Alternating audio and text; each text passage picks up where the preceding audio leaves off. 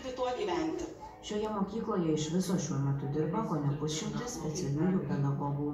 Ta švietėjiška veikla yra ypatingai pas mus išvystyta, kadangi yra noras, kad kuo daugiau Klaipėdos miestų, net ir Lietuvos mokyklos atvažiuoja pas mūsų, žinotų, kaip reikia vaiko, kas tai per sutrikimas ir kaip su juo dirbti.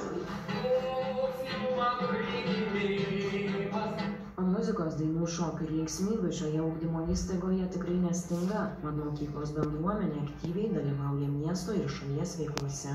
Dalyvaujam, žinokite, ir tarptautiniuose projektuose.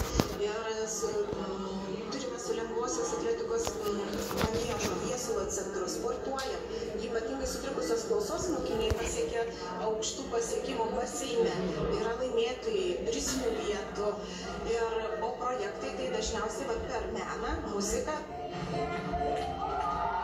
Prie mokyklos veiklų būrėsi ir kitų Klaipėdos ugdymo įstaigų bendruomenės.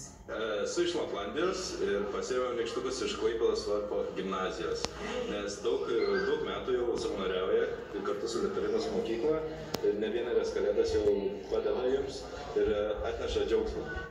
Anot direktorės, šiandieną visuomenėje vyrauja stereotipai dėl specialiuosius poreikius turinčių asmenų keičiasi, tad ir ypatingus vaikus auginantys tėvai vis dažniau renkasi specialias mokyklas, kas, pasak direktorės, leidžia vaikams pasiekti kur kas geresnių rezultatų moksle.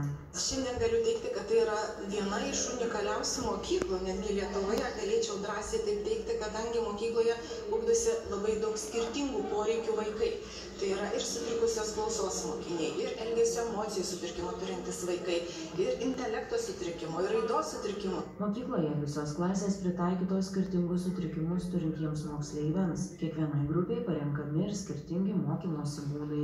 Vieniems gal reikia širmos, kitam gal reikia minkšto kilimo, kitam nusiraminimo zonos. Tai visos klasės turi tam tikras erdves, kur vaikas galėtų jaustis saugiai, kad galėtų gerai ugdytis, nes pas mus pirmiausia yra emocinis stabilumas, o paskui jau eina šalia ugdymo procesas. Iš viso uostamiesčio Litorinos mokykloje šiuo metu ugdoma per 150 specialiuosius poreikius turinčių vaikų. Reporterė Elvyra Sakalauskaitė-Lukevičienė, Klaipėda.